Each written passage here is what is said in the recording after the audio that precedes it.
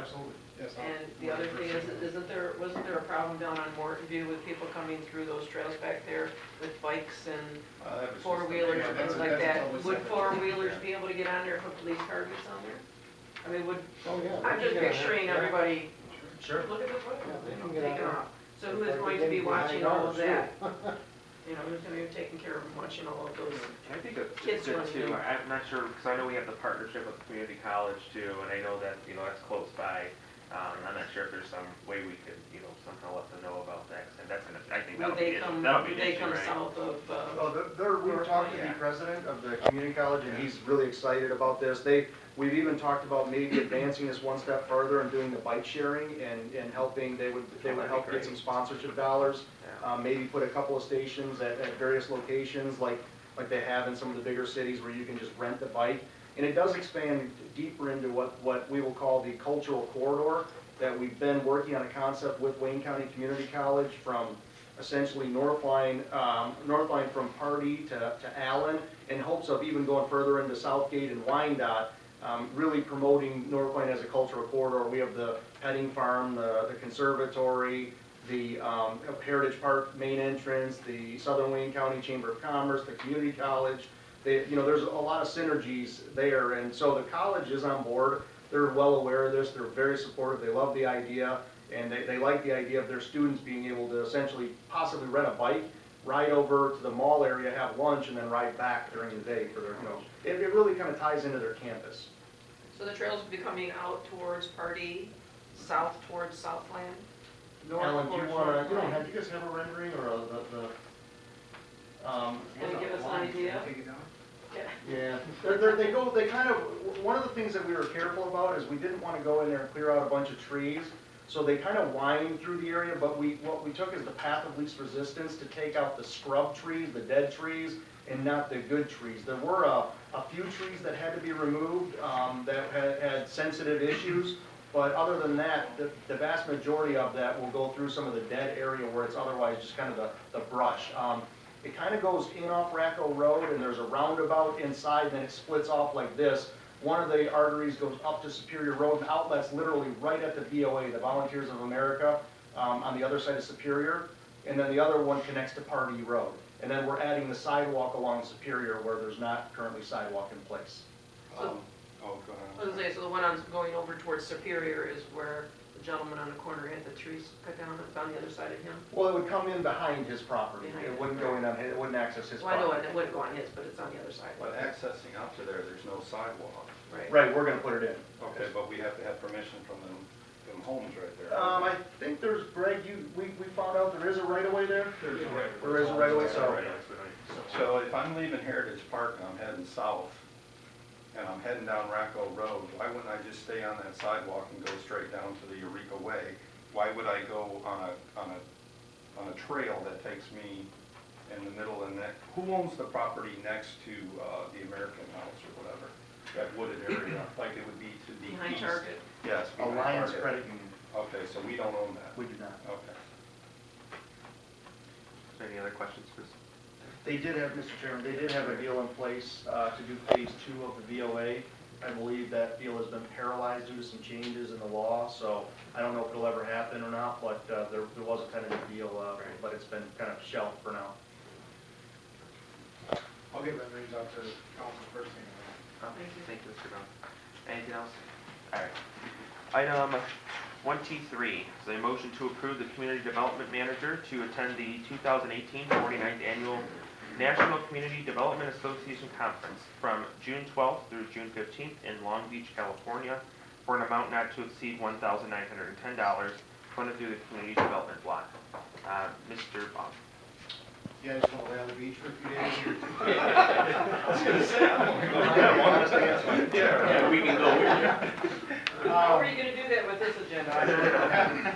Someone might pull you back in the water. No, this is an annual conference from community development managers across the United States. Basically, kind of share their ideas what they do with community development block grant money. There's training along the way. There is some fun stuff at night. But other than that, it's pretty much a lot of networking and a little bit of training. It's once annual. This is, I believe, their 49th annual. And not to my fault, they usually seem to do it pretty uniform destinations. Come back and let us know about this lead-based paint, will you? I'll be all over I'm that. serious. Anything else? All right. Item 24 is a motion to approve we actually went over that, number 24, so we're good with that. 25 is a motion to approve setting the public hearing for the fiscal year 2018-2019 city budget, including the proposed property tax millage rate to be levied for Tuesday, April 17th, 2018. Anything on this? Mr. Chair, just a couple comments, Yes. for the new council persons, but just, we do this annually. We have to, according to the state budgeting act, we have to have a public hearing, so typically we've been doing it on the second meeting in April. The budget has to be approved on or before May 1st, according to charter, and as a good luck or good fortune, that we do have a council meeting on May 1st, so, we don't have to have a special meeting if the council doesn't want to, so, so that's a bit of good luck there, so. Okay. Anything else on the side? All right. We'll be getting folks their agenda for the budget hearings. So. All right. Item 26 is a motion to receive and file the February 2018 Paid Invoice Report. Is there anything for Mr. Kutcher on this? I have a question. Yes, Councilmember. Item number 158, elevator service inspection, and then the lakes elevator service due to flood. The inspection, I was talking to Tim, I understand, it has to be inspected all the time, the elevators do, for $5,070. Is that through a length of time? Is it, when do they inspect them? That might have had something to We do with the go water. still here? Well, I'm wondering, because No. it's separate here, so there's two different. Mr. Chair, Mr. Dobek. the lakes, that $5,000 is probably our contractual agreement with the elevator company to inspect all, not Yes, just, well, that was my one. yes, all the buildings, Okay, not TSS, just that one. City Hall, Okay. anywhere that we have an elevator. That one with the flood has to do directly with the flood because the whole shaft filled up with water, and we have to have it recertified to be able to use it after Belfort drained the water. They put a tape on it and says, do not use until it's recertified, so, which I know was probably part of the claim because we incurred all the costs and submitted back to the insurance company, so.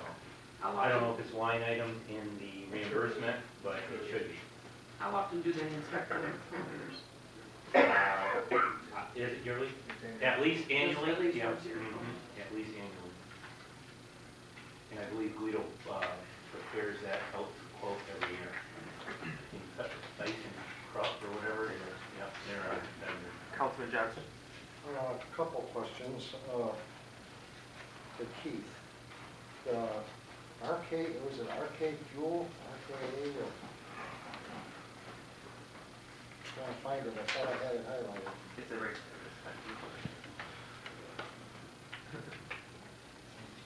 The fuel company. Rivers. So that's gonna cease? Or No, we still get, we got an above ground diesel tank at the compost, the transfer station, and we put in an above ground storage tank for diesel at the DPW for the large equipment, the loaders, the backhoes, so they don't have to drive them down the road. And we have a contract, if we use 10,000 gallons a year, the above ground storage tank is free. Got a sensor on it that just calls them and says, hey, bring it? No, no, it's manual, we keep an eye on it. Councilman Remick. Just one quick question. On the Verizon Wireless, on all the accounts that are paid, each department pays for its own phones? Is that how that works? That's why we get such a long listing? Through the chair to the councilman, Yeah. Raymond, what page are you looking at? What is it? The pages are in bottom right. 3049 is one of the items. Yeah, it starts on 15. It's on 15, yes. I'm just wondering, because I just wonder why we pay so many, why couldn't it be just boxed up and paid in one? Or is this just separation from each department is how it's paid? And that is the correct assessment, yes. Okay. If you look on the right-hand side of the department level, you'll notice that the invoice, some of the invoice numbers are the same. And then you'll see the departments on the right being different, that's because we do charge off to the departments that you Okay. see. And then we do have a telephone account that's underneath our public utilities department, that is the catch-all for the general fund. Gotcha.